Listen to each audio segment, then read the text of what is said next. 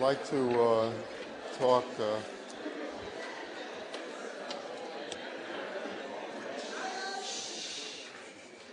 Thank you.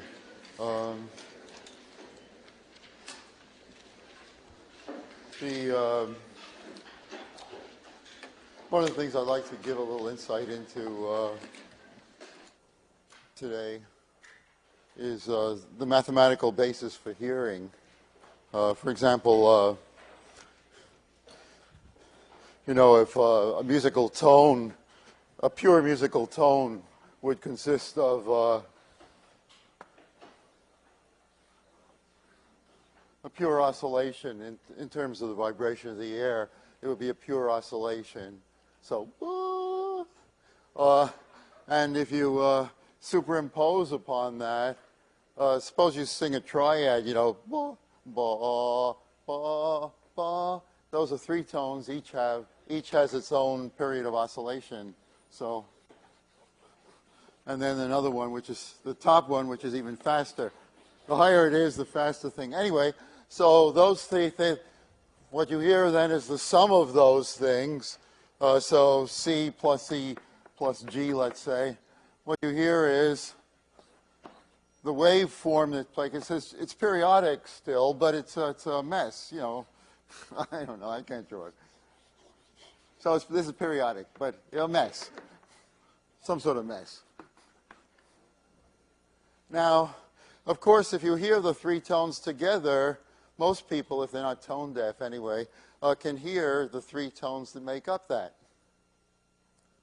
So in other words, if this is the function, which is the sum of those three, some sort of a messy function, f of t, you're able to do Fourier analysis on it and break it up. You're able to take that f of t and somehow mentally express it as the sum of three pure oscillations. That's Fourier analysis. We've been doing it with an infinite series, but it's okay. It's still Fourier analysis if you do it with just three. So in other words, the f of t is going to be the sum of let's say sine, I don't know. It's going to be the sine of one frequency plus the sine of another frequency plus the sine of a third, maybe with coefficients here.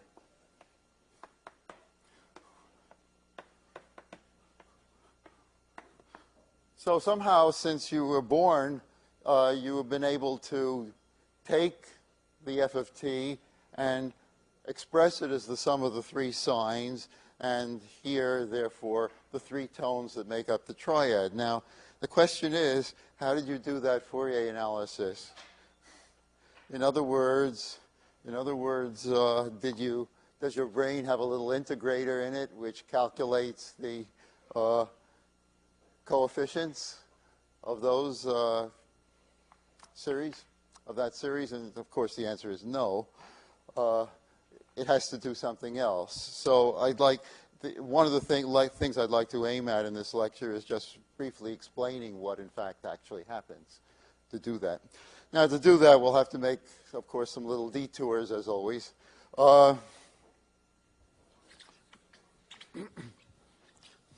So I'd like to first, I'm going to, throughout the lecture, in fact, I gave you last time a couple of shortcuts for calculating Fourier series based on evenness and oddness, and also some expansion of the idea of Fourier series where we used a different, the thing didn't have to be periodic of period 2 pi, but it could have an arbitrary period 2L, and we could still get a Fourier expansion for it.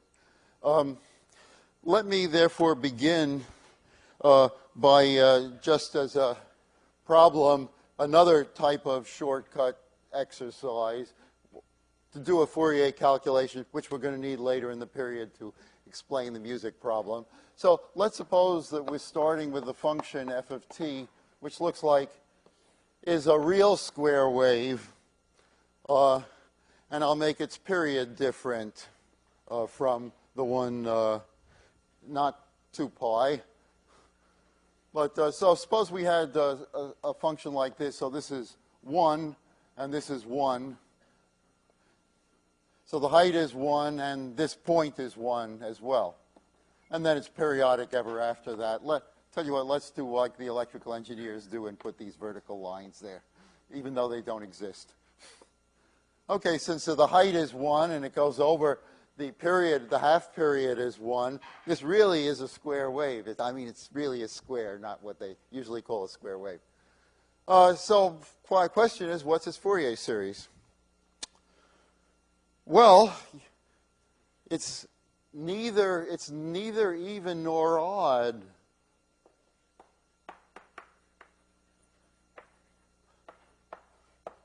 That's a little dismaying. That sounds like we're going to have to calculate ANs and BNs.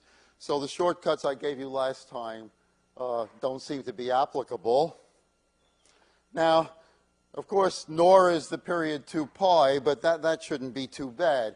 In fact, we ought to look for an expansion in terms of things that look like sine of n. Well, what should it be? Since L is equal to 1, the half period is equal to 1. Remember, the period is 2L, not L. It's n pi over L, but if L is 1, we should be looking for an expansion in terms of functions that look like this. Now, since we've already done the work for the official square wave, which looks something like this, what you always try to do is reduce these things to problems that you've already solved. Now, this is a legitimate one, since I solved it in lecture for you, so we can consider it as something we know. So I observe that, since I'm very lazy, that if I lower this function by 1/2, it will become an odd function. Now it's an odd function. Okay, I just cut the work in half. So let's call this function, and let's call this, I don't know, S of t. The green one is the one we wanted to start with. So f of t is the green function. But I can improve things even a little more, because the function that we calculated in the lecture was a lot like this salmon function. That's why I called it S. But the difference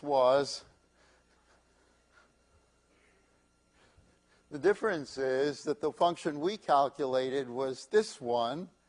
First place, it went down further. It went not to -1/2, which is where that one goes, but it went down to -1, and then went up here to +1, and it went over to pi. So it came down again, but at the point pi, and here -pi went up again. Okay, let me remind you of what this one was. Suppose we call it, O doesn't look good. I don't know. How about G of U? Let's for a secret reason call the variable U this time, okay? So the previous knowledge that I'm relying on was that I derived the Fourier series for you by an orthodox calculation, and it's not too hard to do, because this is an odd function, and therefore you only have to calculate the BNs, and half of them turn out to be 0, although you don't know that in advance. But anyway, the answer was 4 over pi times the sum of just the odd ones, the sine of nu, and then you had to divide by n. So this was the expansion of g of this function g of u. The Fourier expansion of this function g, since it's an odd function, it only involves the sines. There's no funny stuff here because the period is now 2 pi. And this came from the first lecture on Fourier series, or from the book, wherever you want it.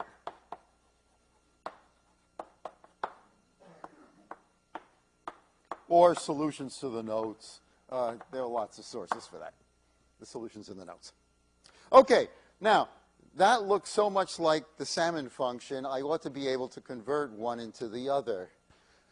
Now, I'll do that by shrinking the axis, but since this can get rather confusing, what I'll do is overlay this, what I prefer to do is, I think u, okay, I'm keeping the thing the same, but I'm going to change the name of the variable to t in such a way that on the t axis, this becomes the point 1. If I do that, then this function will turn exactly into that one, except it will go not from minus a half to a half, but it will go from -1 to 1, since I haven't done anything to the vertical axis. So how do I do that? What's the relation between u and t? Well, u is equal to pi times t, or the other way around. If you know that it's going to be approximately this, try one and then check that it works. When t is equal to 1, u is pi, which is what it's supposed to be. So this is the relation between the two. And therefore, without further ado, I can say that, let's write the relation between them. F of t is what I want. Well, what's f of t if I subtract 1/2 of that? So that's going to be equal to the salmon function plus 1/2, right? Or the salmon function is f of t lowered by 1/2.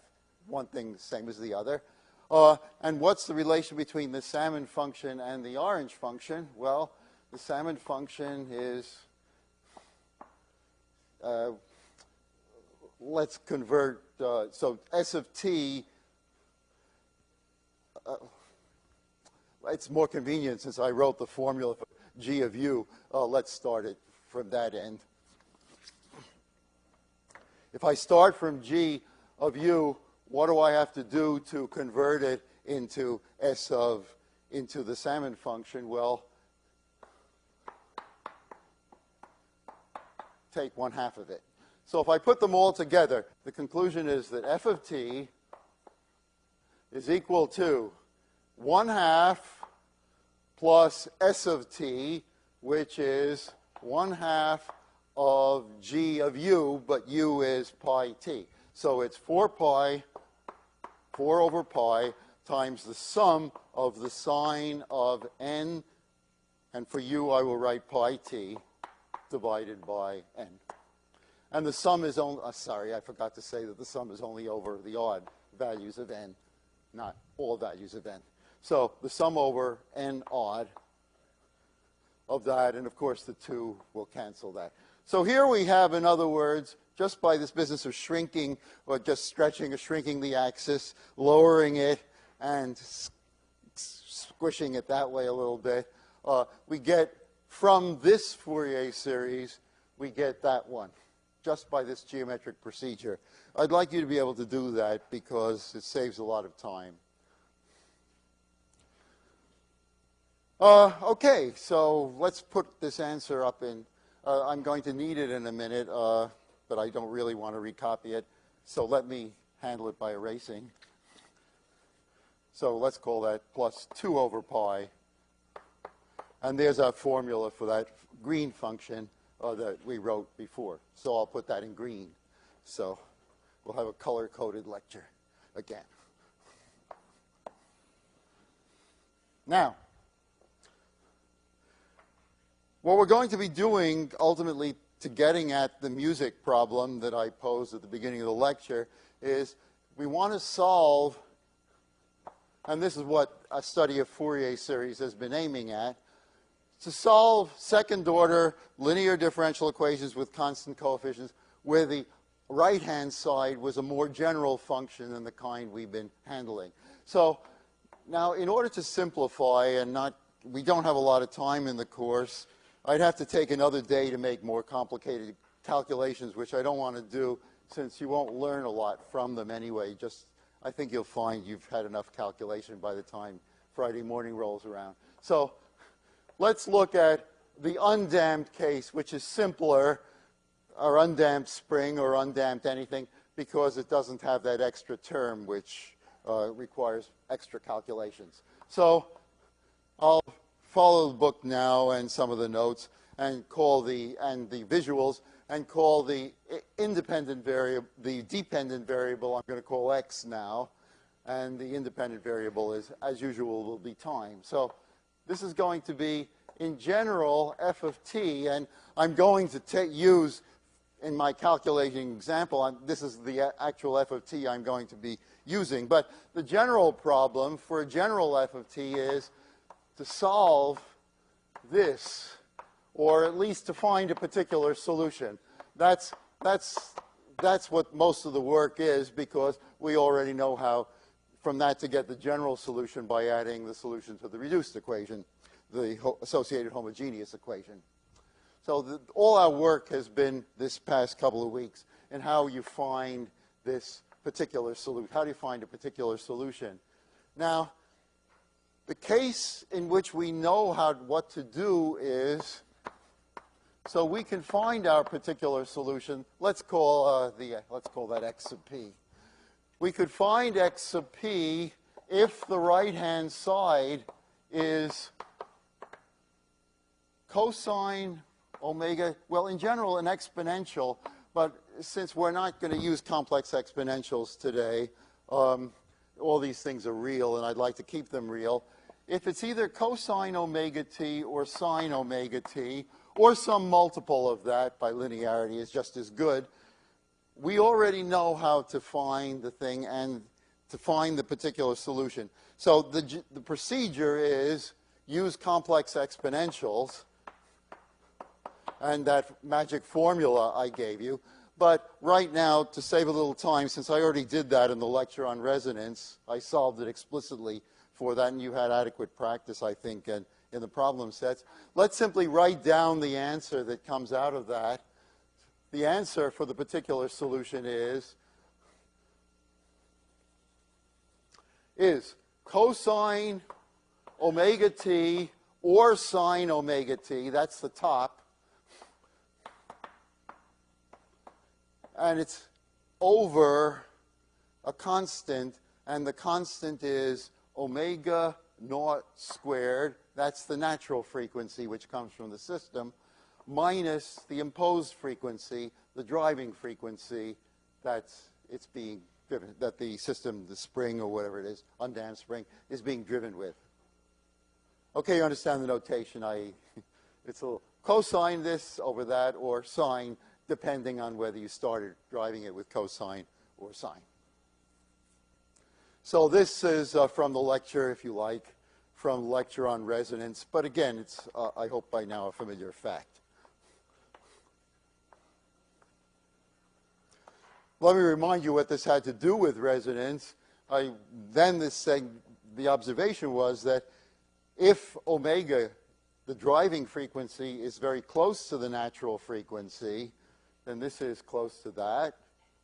The denominator is almost zero, and that makes the amplitude of the response very, very large. And that was the phenomenon of resonance. Okay, now what I'd like to do is apply those formulas to finding out what happens for a general FT, or particular this one. So in general, I'll keep using the notation f of t, even though I've sort of used it for that. But in general, what's the situation? If f of t is sine series, cosine series, all right, let's do everything. Suppose it's, in other words, the procedure is take your f of t, expand it in a Fourier series. Well, doesn't that assume it's periodic? Yes, sort of. So suppose it's Fourier series. I'll make a very general Fourier series. Write it this way. Cosine omega nt, and then the sine terms, sine omega nt, from 1 to infinity, where the omegas are, omega n is short for that, well, it's going to have the n in it, of course, but I want now to make the general period to be 2L, so it would be n pi over L. Of course, if L is equal to 1, then it's n pi, or if L equals pi, those are the two most popular cases by far, then it's simply n itself, the driving frequency. But this would be the general case, n pi over L if the period is, the period of f of t is 2L. So that's what the Fourier series looks like. Okay, then the particular solution will be what? Well, I got these formulas. In other words, what I'm using is superposition principle. If it's just this, then I know what the answer is for the particular solution, the response. So if you make a sum of these things, a sum of these inputs, you're going to get a sum of the responses by superposition. So let's write out the ones we're absolutely certain of. What's the response to here? Well, it's an cosine omega nt. The only thing is now it's divided by omega naught squared. This constant has changed. And the same thing here. Of course, by linearity, if this is multiplied by a, then the answer is multiplied by. The response is also multiplied by a. So the same thing happens here. Here it's bn over, again, over omega naught squared minus omega times the sine of omega t. So in other words, as soon as you have the Fourier expansion, the Fourier series for the input, you automatically get this, by just writing it down, the Fourier series for the response. That's the fundamental idea of Fourier series, at least applied in this context. They have many other contexts, approximations, so on and so forth, but that's the idea here. All right, what about that constant term? Well, this formula still works if omega equals 0. If omega equals 0, then this is the constant 1. The formula is still correct. Omega is 0 here. The only thing you have to remember is that the original thing is written in this form, so the response will be, what will it be? Well, it's 1 divided by omega naught squared, if omega, I'm in the case omega 0, is equal to 0. So it's a0 divided by 2 omega naught squared. And as you'll see, that looks just like the others. You're just taking omega and making it equal to 0 for that particular case. Sorry, this should be omega n. Omega n is all the way through here.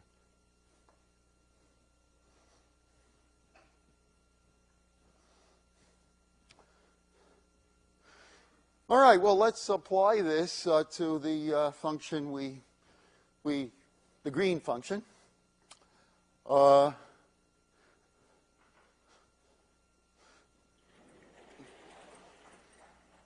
what do we got? We have its Fourier series. So if the green function is, if the input, in other words, is this square wave, the green square wave, so in your notes, this guy,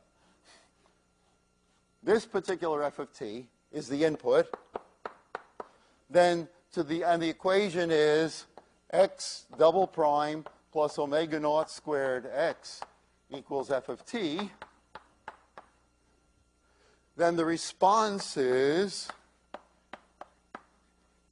well, I can't draw you a picture of the response because I don't know what the Fourier series actually looks like, but let's at least write down what the Fourier series is. The Fourier series will be, well, what is it? It's 1/2, the constant out front is 1/2, except it's 1 over 2 omega naught squared.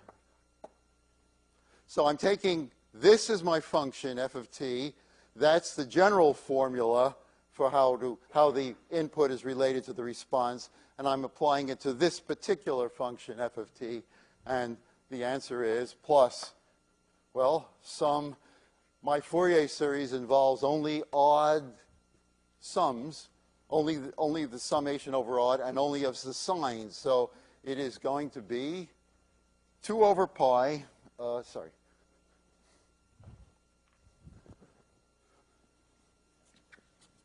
So it's going to be 2 over pi out front. That constant will carry along by linearity.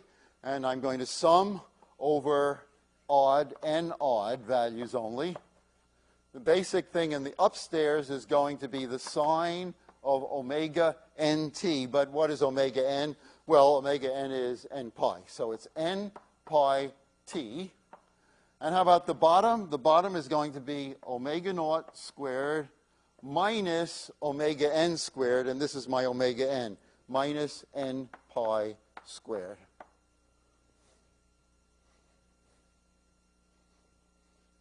What's that? Well, I don't know. All I could do would be to calculate it. You could put it on MATLAB and ask MATLAB to calculate and plot for you the first few terms and get some vague idea of what it looks like. But that's nice, but it's not what's interesting to do. What's interesting to do is to look at the size of the coefficients. And again, rather than do it in the abstract, let's take a specific value. Let's suppose that the natural frequency is of the system, in other words, the frequency at which that little spring wants to go vibrate back and forth, whatever you got vibrating. Let's suppose the natural frequency, that's omega naught, is 10. For the sake of definiteness, as they say. Okay, if that's 10, all I want to do is calculate in the crudest possible way what a few of these terms are. So the response is, let's see, we've got to give that a name. The response is xp of t. What's xp of t? I'm just going to calculate it very approximately.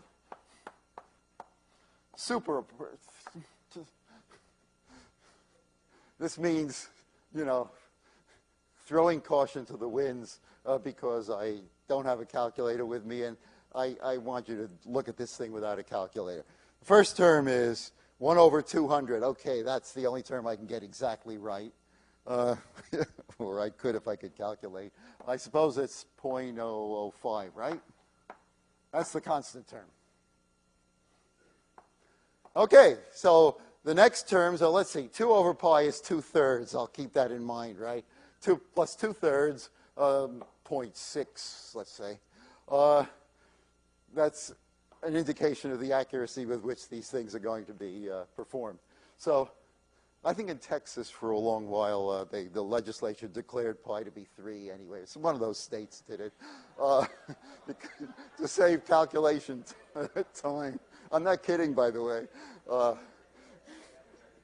The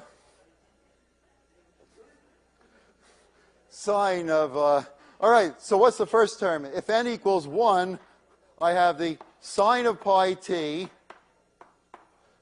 That's the n equals 1 term. What's the denominator like? That's about 100 minus 9 squared.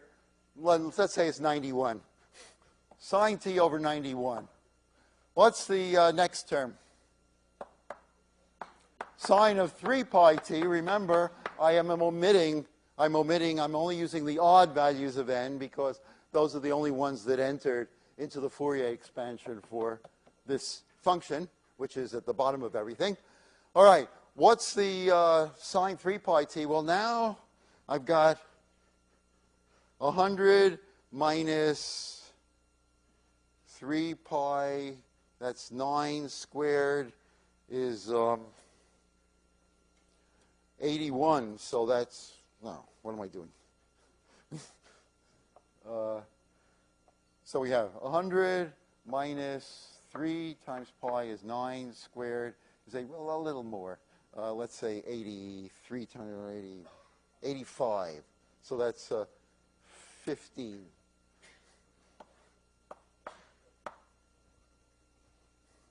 How about the next one? Well, it's sine 5 pi t. I think I'll stop here as soon as we do this one, because at this point it's clear what's happening. This is 100 squared minus, that's 15 squared is 225, so that's about 125 with a negative sign. So minus this divided by 125. And after this, they're going to get really quite small because the next one will be 7 pi squared, that's 400, and this is becoming negligible. So what's happening?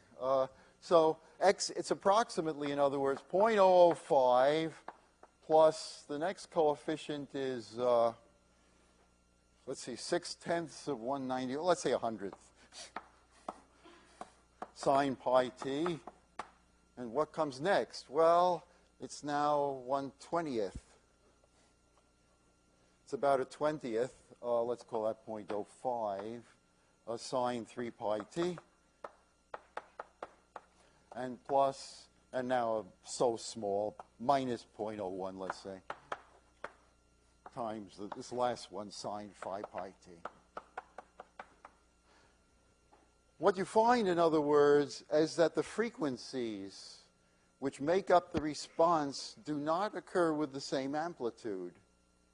What happens is that this amplitude is roughly 5 times larger than any of the neighboring ones, and after that it's a lot larger than the ones that come later. In other words, the main frequency which occurs in the response is the frequency 3 pi.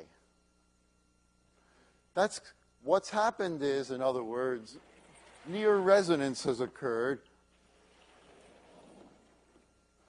So if omega is 10, very near resonance, that is, it's not too close, but it's not too far away either, occurs for the frequency 3 pi in the input. Now, where is the frequency 3 pi in the input? It isn't there. The input is just that green thing. Where in that is the frequency 3 pi?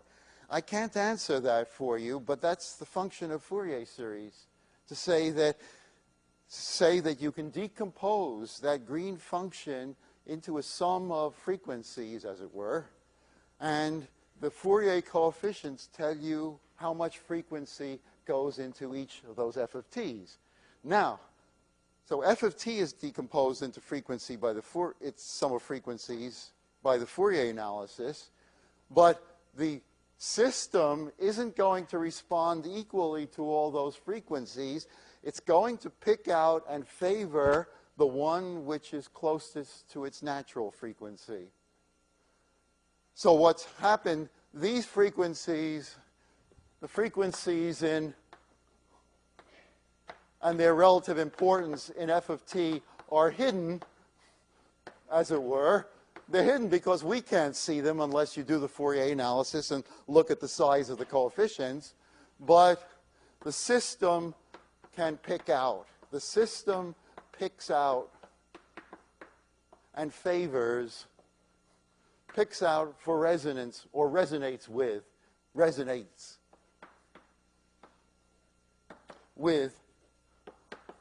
the frequencies closest to its natural frequency.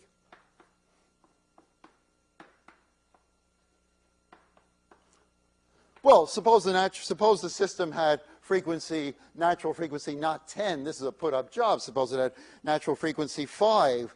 Well, in that case, none of them are close to the hidden frequencies in f of t, and there would be no resonance. But because of the particular value I gave here, I gave the value 10, it's able to pick out 3, n equals 3, as the most important the corresponding 3 pi as the most important frequency in the input and respond to that. Okay, so this is the way we hear. You know, give or take a few thousand pages.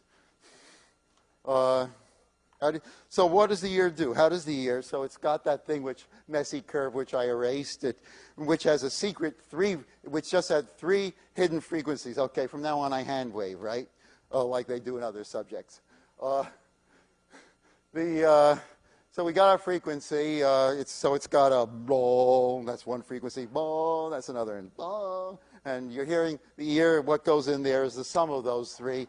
And the ear has to do something to say, out of all the frequencies in the world, I'm going to respond to that one, and that one, and send a signal to the brain, which the brain then will interpret as a beautiful triad. Okay, so what happens is that the ear, I don't talk physiology, and I never will again. I know nothing about it. But anyway, the ear, when you get far enough in there, the little 3 bones, bang, bang, bang. There's an eardrum, and then there's the part which has wax. And then there's the eardrum, which vibrates, at least if there's not too much wax in your ear. And then the vibrations go through 3 little bones, which send the vibrations to the inner ear, which nobody ever sees. And the inner ear then is filled with fluid, a thick fluid, and a membrane, and that the bones hit up against, the last bone hits up against the membrane vibrates, and that makes the fluid vibrate. Okay, good. So it's vibrating according to the function f of t. But what then? Well, that's the marvelous part. It's almost impossible to believe, but there's this sort of like a snail thing inside. It's the part, I forgot the name. It's something like cochlea. And it has these hairs. They're not hairs, really. They're just, I don't know what else to call them. They're not hairs. But they're things one cell long. They stick up. And there are 20,000 of them. And they're of different lengths, and each one is tuned to a certain frequency. Each one has a certain natural frequency, and they're all different, and they're all graded, just like a bunch of organ pipes. And when that complicated wave hits, each one resonates to a hidden frequency in the wave, which is closest to its natural frequency. Now, most of them won't be resonating at all. Only the ones close to the frequency, they'll resonate, and the nearby guys will resonate too because they'll be nearby, almost have the same natural frequency. And over here, there'll be a few which resonate to da, and finally over here, a few which go da. And each of those little hairs, little groups of hairs will send its signal to the auditory nerve somehow or other, which will then carry these three inputs to the brain, and the brain then will interpret that as you are hearing ba-da-da. So the Fourier analysis is done by resonance. You hear by resonance, because each of these things has a certain natural frequency, which is able then to pick out a resonant frequency if in the input. I'd like to finish our work on Fourier series. So for homework, I'm asking you to do something similar. Take an input, I give you a frequency here, a different omega naught, a different input, ask you by means of this Fourier analysis to find out which it will resonate, which of the hidden frequencies in the input the system will resonate to, just so that you can work it out yourself and do it. Now, I'd like to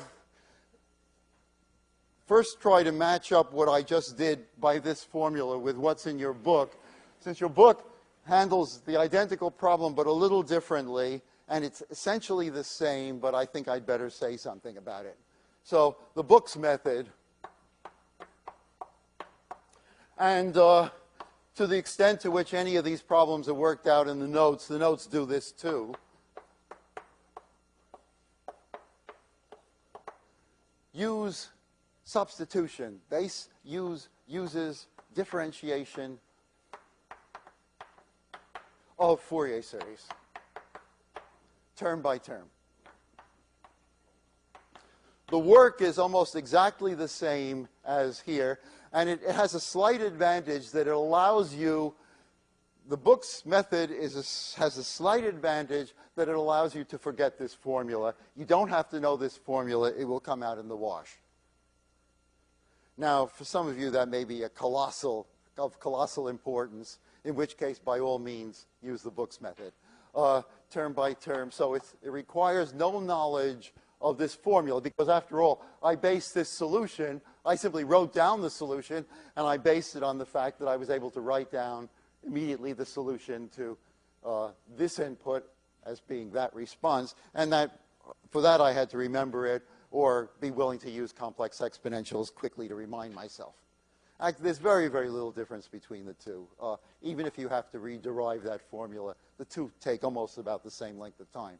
But anyway, the idea is simply this. What the book, you assume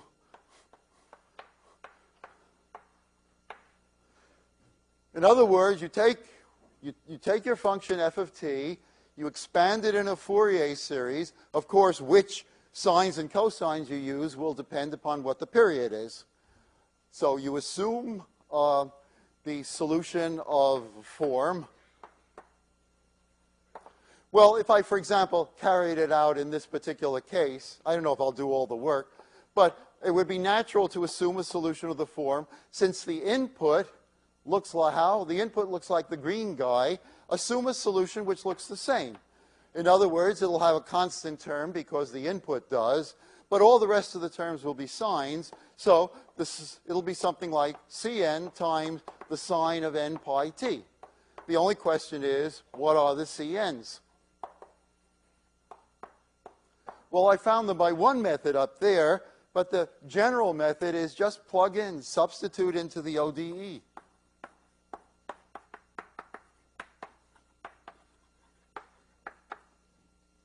Substitute into the ODE.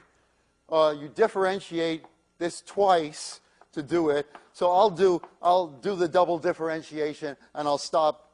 I won't stop the lecture there, but I will stop the calculation there because it has nothing new to offer. This is the way all the calculations in the books and the solutions in the notes are carried out, so I don't think I'll be in trouble. What is this? Well, this term vanishes. This term becomes what? If I differentiate this twice, I get summation. So this is 1 to infinity, because I don't know which of these are actually going to appear. Summation 1 to infinity, Cn times, well, if you differentiate the sine twice, you get negative sine, right? Do it once, you get cosine. Second time, you get negative sine. But each time, you'll get this extra factor n pi from the chain rule. And so the answer will be negative Cn times n pi squared times the sine of n pi t.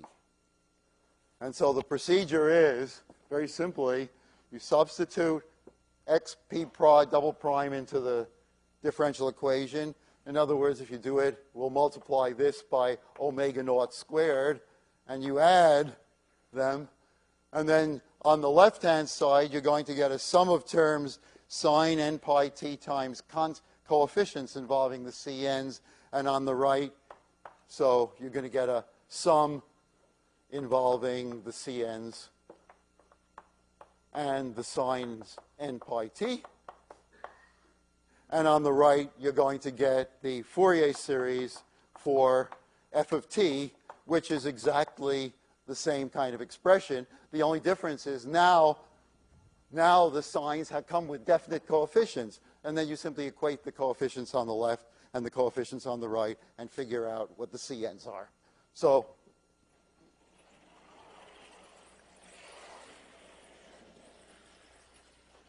by equating coefficients, you get the Cn's. Would you like me to carry it out? Yeah, maybe okay, it'll take a second. I was going to do something else, but I wouldn't have time to do it anyway. So why don't I take 2 minutes to complete the calculation, just so you can see you get the same answer. All right, what do we get? If you add them up, you get C naught out front plus Cn is multiplied by what? Well, minus from the top, it's multiplied by omega naught squared. On the bottom, it's multiplied by n pi squared. Aha, where have I seen that combination? The sum is equal to, 1/2 plus, what is it, sum over n odd of n sine n pi t over n.